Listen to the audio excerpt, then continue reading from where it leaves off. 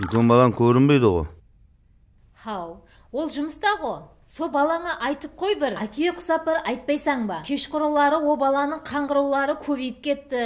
Ха, біздер мына жеңгесіменен қыз тауып едік, көрсін, ұшырассын. Ха, ona батса үйленсін.